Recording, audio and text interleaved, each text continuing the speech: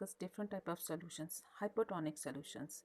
In this type of solution, if the living cell, चाहे वो plant cell है, animal cell है, अगर उसे ऐसी solution में रखा गया है which has the higher concentration of water, means कि अगर solution ज़्यादा dilute है, किसके comparison में? The solution inside the cell. Cell में जो सोल्यूशन है उससे ज़्यादा डाइल्यूट फॉर्म में है आउटर सोल्यूशन, आउटर मीडियम में जो सोल्यूशन है उसमें वाटर की कंसंट्रेशन अगर ज़्यादा है, then what will happen? Water molecules diffused inside the cell through cell membrane. Water molecules move करेंगे through the cell membrane inside the cell. Why? Because बाहर का जो मीडियम है, बाहर का जो सोल्यूशन है उसमें वाटर की कंसंट्रेशन ज़्यादा है, तो water molecules move inside the cell through the process of osmosis in case of hypotonic solutions. Now, in case of isotonic solutions, if the plant cell or animal cell kept inside the solution, ऐसे medium में cell है, अगर उसकी surrounding में जो medium है it has the same water concentration as inside the cell.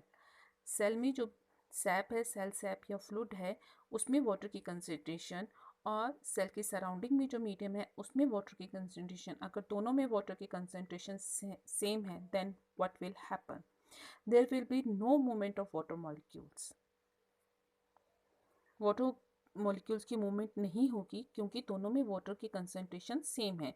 अगर water की मूवमेंट होती भी है तो जितना अमाउंट वाटर का इनसाइड द सेल जाएगा, सेल में वाटर मॉलिक्यूल्स मूव करेंगे through cell membrane inside the cell, उतनी ही अमाउंट में वाटर मॉलिक्यूल्स मूव करेंगे in through this cell membrane outside the cell.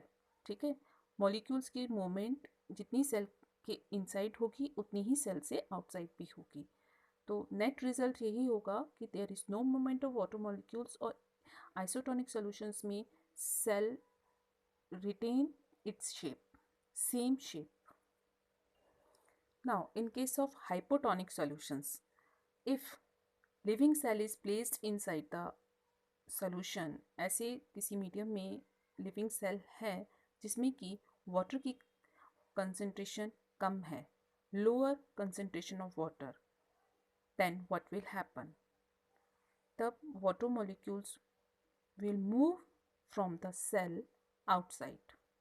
Water molecules cell से थ्रू सेल मेम्ब्रेन बाहर solution की तरफ आएंगे. वाई? बिकॉज जो आउटर मीडियम है, आउटर सोल्यूशन है, सेल से बाहर जो मीडियम में सोल्यूशन है उसमें वाटर की कंसंट्रेशन कम है as comparison to the concentration of the solution inside the cell.